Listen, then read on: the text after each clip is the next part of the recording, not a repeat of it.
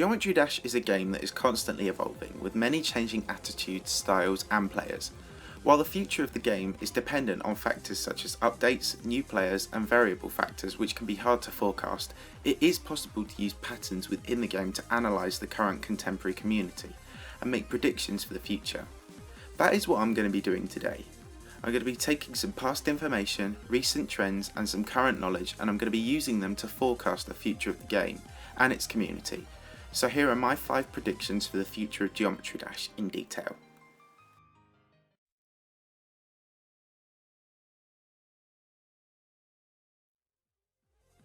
Future demons are constantly evolving, but ever since 1.9 a slight pattern has been emerging. The harder levels and upcoming demons are getting longer and longer. While Bloodbath was scaled up in difficulty from its counterpart Cataclysm, one of the main aspects about its difficulty was that it was so much longer than the levels at the time. Bloodbath, Sonic Wave and even earlier demons like Supersonic and Ultrasonic were all XL in length at a time when XL demons were only just beginning to manifest themselves in the community. In 2.0 the bar was raised again with Yatagarasu and Bloodlust, both 3-minute hell demons. All these demons are consistent to some degree, and so consistent levels were having to be made longer and longer to be harder. Mid 2.0 however, we had Phobos come along, and Phobos after a while became viewed as harder than Bloodbath by many because of its inconsistencies. Inconsistent gameplay used to be seen as poor level design as you were failing to remove bugs in playtesting, but now the buggier and more inconsistent levels are becoming new age timing demons.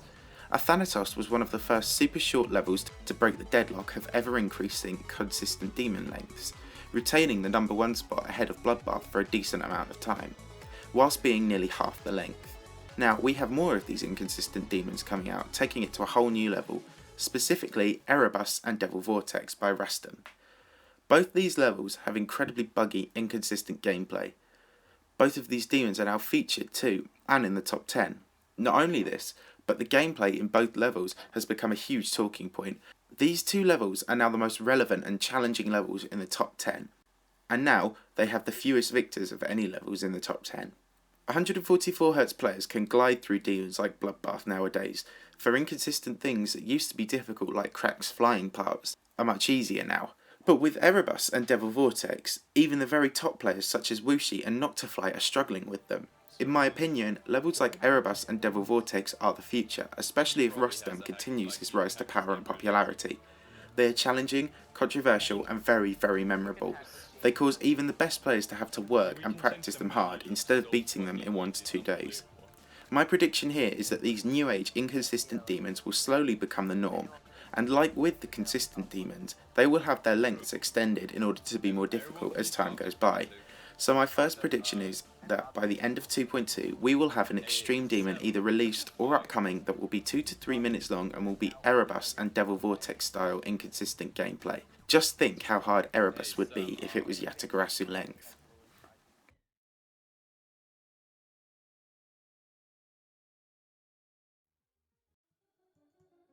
Ever since Yatagarasu was verified by Truster in January, it has been in freefall on the demons list.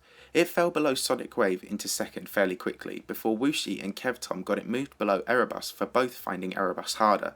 In my opinion, Yatagarasu will likely fall below less consistent demons over time, the way Bloodbath did. One level I believe Yatagarasu will eventually fall below is Artificial Ascent, and my reasoning for this is that it will be similar to a Bloodbath versus Phobos debate. Yatagarasu is the more consistent demon, and more people are playing and attempting it. Also, while many believe Sonic Wave is harder than Yatagarasu, a similar portion of the community believe Artificial Ascent is harder than Sonic Wave.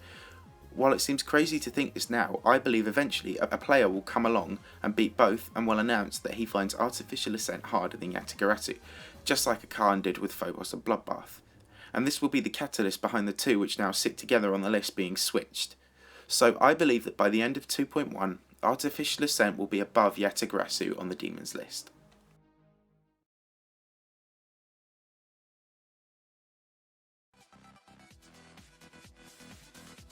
RobTop has hinted at a swing copter game mode replacement for the 2.2 update, and I believe this will come to fruition eventually. But this does leave a lot of questions. What will happen to the old swing copter levels? Well, I think the 2 game modes will be used in unison. like with the spider mode and ball mode gameplay, as they are compatible but also interchangeable. Red World Rebirth, a predominantly swimcopter oriented level, will have the feeling of obsolete gameplay. For this reason, I believe that when Red World Rebirth falls off the Demons list, we will see a new rebirth of it, this time with a new vehicle in place of the swingcopter mode, and even with buffs and entirely new gameplay, or even perhaps an extension. Other swingcopter levels could be remade too, like Ultrasonic, but these levels use it in such short parts that I don't think people will be bothered to remake these demons. Outside of old levels, I believe the game mode will be used in place of swingcopters in professional levels such as big upcoming Geostorm Mega Collabs, while swingcopters will still find an interchangeable place in the more amateur levels and lesser demons. The new swimcopter mode in 2.2 will, like the spider mode, only be used in small segments in future levels, like the swingcopter is used in Devil Vortex. It will not become a dominating game mode like the Wave did. Following the second Red World Rebirth level, I believe only one or two predominantly swingcopter game mode based levels will be released and will become famous and well known. So, I believe the swingcopter game mode of 2.2 will become a minor game mode used to complement levels and will only really dominate in swingcopter replacement rebirths, such as Red World Rebirth.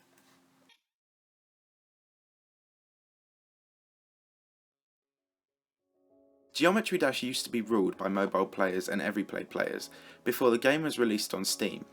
After this, very gradually, high-performance monitors meant that the focus was slowly shifting towards PC players, and this came even more with the addition of 144Hz players, when demons like Bloodbath became impossible on phones, and the demons of the new era of 2.0 were starting to become inaccessible to mobile players. Now, only Pekoski and Disc Joker and a few others are the top mobile players. Even Sam Stuckey and Geometry Josh are switching to PC.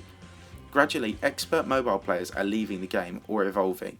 Sirius, Horizon and other demons were the limit levels of what phones could handle without lagging, even with low detail modes. It's likely that the demons of the future will be too much for mobile players to handle. Manix demons especially are a good example of this.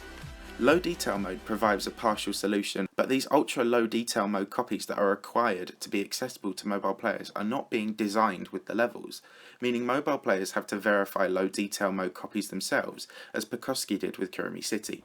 As demon difficulty is increasing and rewards for beating levels are increasing, gradually mobile players will not want to have to beat these demons with no rewards of stars and orbs at the end if they are having to verify them.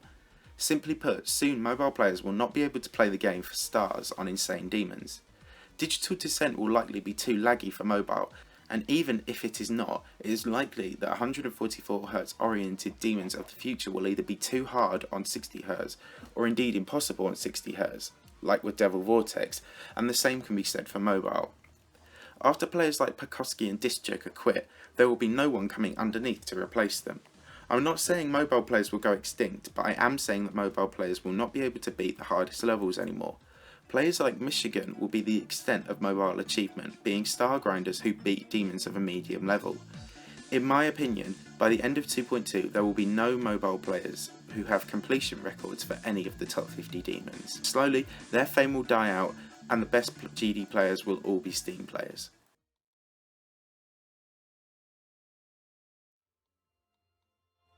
Nobbleboy is an extremely skilled Dutch player who has been on the rise ever since he beat Bloodbath and took over Bloodlust, while also having a prolific career as a creator. He has built some amazing solo levels and his Mega Collab parts look great. His combination of creating and playing is the most extreme we've ever seen. Only Crazyman50 and Zobros had such a good mix of playing and creating in such harmony, and Nobbleboy is taking this to new levels with Bloodlust and God Eater.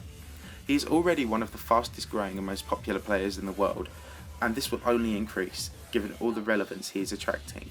After Bloodlust, I believe he will raise to 100,000 subscribers, and God Eater will increase at the speed at which this happens.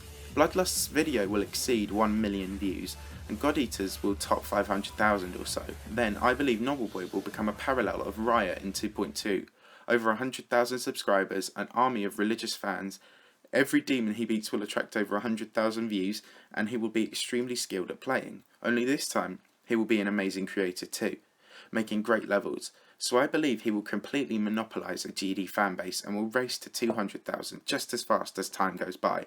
He will become a leading member of Geostorm and will rise up fast in both GD leaderboards.